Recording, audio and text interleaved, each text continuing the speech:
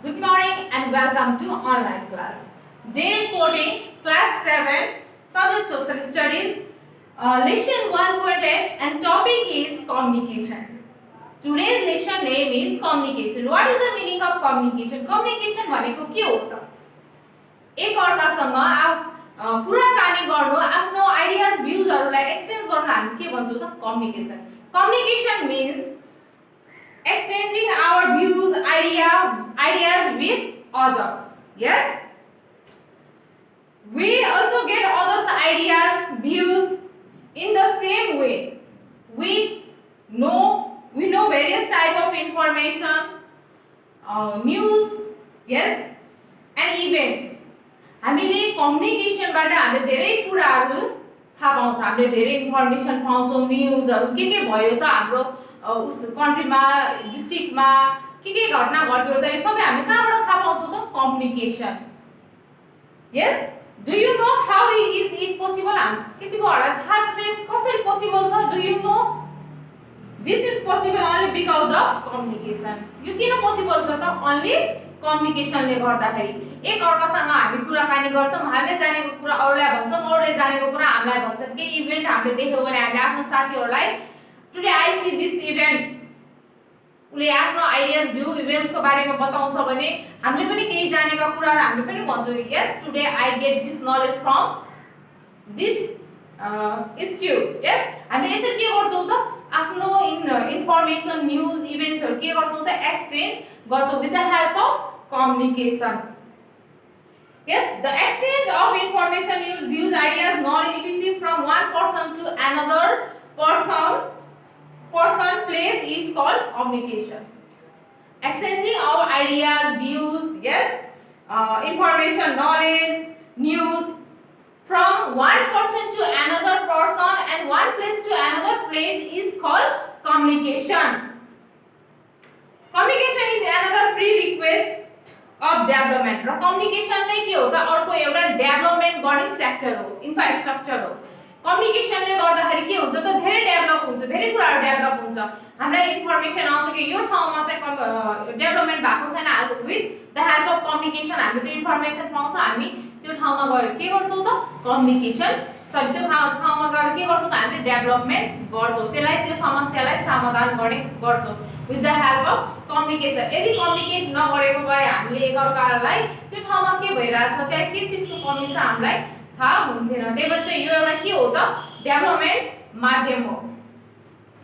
Yes, and there are various means of communication in use: newspaper, radio, television, yes, postal service, telephone, wireless, email and the internet, film, fax, satellite, etc. are the some of the common means of communication. Of them, postal service is the oldest means of communication in Nepal. अहिले communication धेरै modern भइसकेको छ. यस, पहिला चाहिँ हाम्रो सबसे oldest communication के हो त भन्दा पोस्टल सर्भिस. हामीले एक ठाउँदेखि अर्को ठाउँसम्म कम्युनिकेट गर्नलाई हामीले चिठी लेख्थ्यौं. हामीले एउटा पोस्ट अफिसमा गएर चिठी लेखेर हामी सेन्ड गर्थ्यौं. त्यो 15 दिन, 1 महिना, अब कति दिनसम्म लाग्छ चाहिँ हामी कम्युनिकेट गर्ने व्यक्तिसम्म पुग्थ्यौ भने यो ओल्ड माध्यम हो, एकदमै पुरानो हो. र अहिले लेटेस्टमा चाहिँ वायरलेस सम्म आइसकेको छ. Satellite, wireless, yes, television, radio, we can see these things, we can listen. Importance of communication. What is the importance of communication? Communication को महत्व के हो र किन छ त? Communication is an indispensable part of modern trade, commerce, industry, tourism, education, etc. It helps to accelerate and sustain in the development of these activities. Communication के हो त? अहिले मोडर्न एज को सबभन्दा इम्पोर्टेन्ट पार्ट हो. अहिले इन्डस्ट्रीहरुमा, टुरिज्म सेक्टरमा यो के चाहिन्छ त हामीलाई? Communication. We need communication. Yes,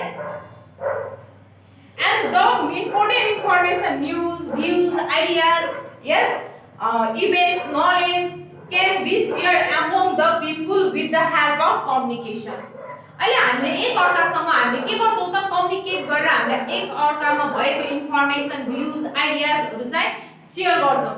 that is the important point. Yes, of communication कम्युनिकेसनको यही नै एकदम इम्पोर्टेन्ट पोइन्ट हो कि हामी एक अर्कासँग शेयर गरेर त्यो चीजको बारेमा हामीले जानकारी राख्छौं It makes people conscious and well informed of the various aspects of life.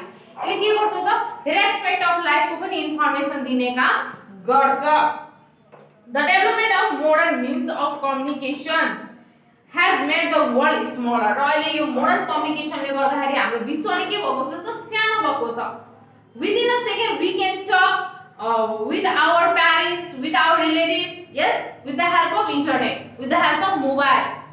हामी आफ्नो विश्वमा कुनै कुनामा पनि रहनु भएका आफ्नो रिलेटिभ्स यस प्यारेन्ट्स फ्रेन्ड्स हामीले इन्टरनेटको माध्यमबाट चाहिँ हामी सजिलै तरिकाले कुरा गर्न सक्छौं भिडियो कल गर्न सक्छौं अडियो कल गर्न सक्छौं मेसेज गर्न सक्छौं टचमा हुन सक्छौं हामी with the help of communication so it is very important things in our life it make people conscious and well informed of the various the development of modern means of It has turned the whole world into a global village. एउटा सानो बनाइदिएको छ एउटा गाउँ जस्तै बनाइदिएको छ हामी जुन कुनामा भए पनि हामी आफ्नो रिलेटिभ आफ्नो प्यारेन्ट्स आफ्नो फ्रेन्ड्ससँग टचमा हुन सक्छौं with the help of internet communication yes we can contact with people of the world within a few seconds just I have told you yes that communication ले यस्तो बनाइदिएको छ हाम्रो वर्ल्डलाई Within a second we can talk, we can exchange our views, ideas, yes, with our friends, relatives, parents, yes.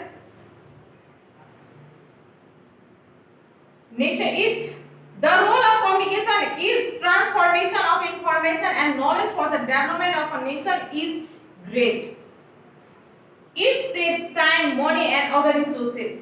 Communication ले गर्दाखेरि अहिले चाहिँ हाम्रो धेरै कुरा सेभ भएको छ र डेभलपमेन्टमा धेरै हेल्प पुगेको छ हामीलाई Yes, it saves our money, it saves our time. Yes, it makes development.